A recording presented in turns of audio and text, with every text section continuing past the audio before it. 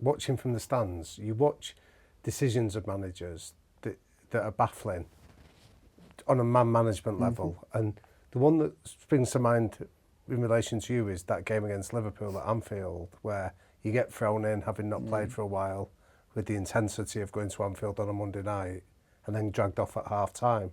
Do you know what? I've never lost my head in a dressing room, and I've never been emotional enough to lose myself in a dressing room. And I think that's the only time in my career that I completely lost it. I was absolutely raging that he'd humiliated me in front of an Anfield crowd, first and foremost, our fearsome rivals, and the fans and my family and the players. Again, it was a game that we're 2-0 down at half time. Weren't great. I don't think we had a shot on target in the first half. It was a period where I was going through where nothing was coming off. We was under so much scrutiny and pressure, and I'd actually done all right in the game, considering where I've been and what I'd been going through with knee and injury-wise. I tell you what, I'll look back at the game and I'll highlight anything with any analyst guy and say, well, I didn't give the ball away, I was calm under pressure, I was aggressive when I needed to be, and I did.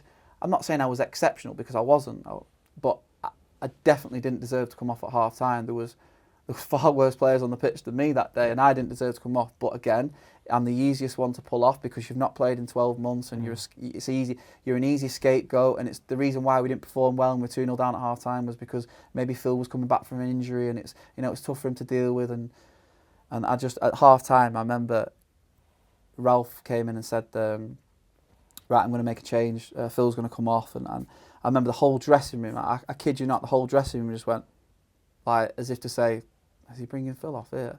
Like, and I'll never forget that moment in the dressing room. And I know what everyone was thinking.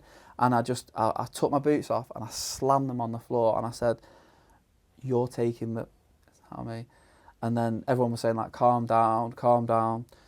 And I get irate now because I'm so like it really got to me. And I remember getting in the shower, thinking, right, I remember ringing my agent, ringing my wife, and thinking like, I'm in the shower at half time at Anfield. I've been dragged off for an unknown reason. I could understand, by the way, if I've not been good enough, I'll be the first person to hold my hand up and say, you know what, I deserve that, and I wouldn't say a word.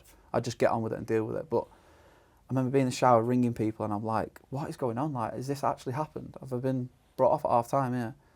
And I just couldn't get my head around it, and I completely lost my head. And I apologised afterwards, and I said that it was out of character from me, and I shouldn't have done that. And at that moment, that's not what was needed in the dressing room. But you can understand from my frustration that I was pretty peeved off. And when Erik Ten Hag came in, like, were you still at a point there in your career where you would have gone to him and gone, "I'm going to get fit, I'm going to be here"? I'll paint the scenario. So I came back from holiday. And I remember being on holiday, I remember saying to my wife, like, it's got to have good gym, we need to go here. No, I'm not going there because it's got to have this, whatever, cryotherapy, I need this for my knee when I get there. Like, the amount of times we changed holiday destinations just so I could specifically have the needs that I needed, a pitch or whatever, a ball. And we was away at the time. I came back, first day, really excited. Erik Ten Hag, come in, fresh start. You're out on the grass, you got your kit on, the boots on again. I was feeling my knee a little bit, but I thought, again, you just think, well, it's got to go away at some point. It's not just going to stay there forever. I remember just doing a little patterns of a drill around like a circuit. So you'd play the ball, pass it into a net, jog round through the cones, and just a little warm up. And I kid you not, I couldn't pass the ball with my right foot. I couldn't pass the ball. Just a little soft pass. I couldn't pass the ball. And I just honestly, I wanted the world. I wanted the world just to swallow me up, because I'm thinking, this manager's coming in, and I can't go in now. I can't go in from training 20 minutes into the session.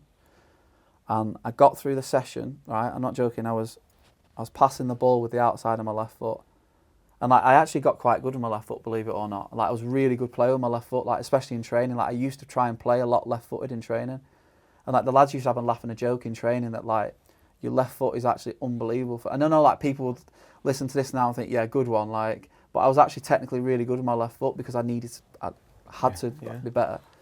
So I played left footed throughout the whole training session, just passed it to the outside of my left foot. And I remember I did this turn or sprint and I just felt it and I was like, oh my God, like I can't carry on. I can't carry on. And I remember I had a drinks break. I came over to the physio and my words were, this is my last training session. And he was like, yeah, okay, whatever. And to this day, it was my last training session. Look, we all know the struggle of deciding what to eat, but what if I told you that Huel can make that decision easier?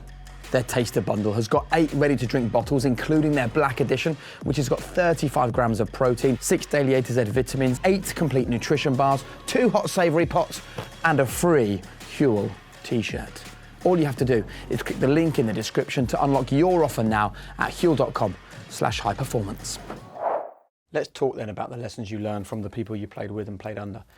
First of all, from a management perspective, I'm particularly interested in the period where it wasn't great for you, right, because of injuries, because I think you can judge people a lot in those situations. Which manager do you feel really understood you and dealt properly with the situation you were in, and which manager do you reflect on and think you really didn't quite get what was going on there?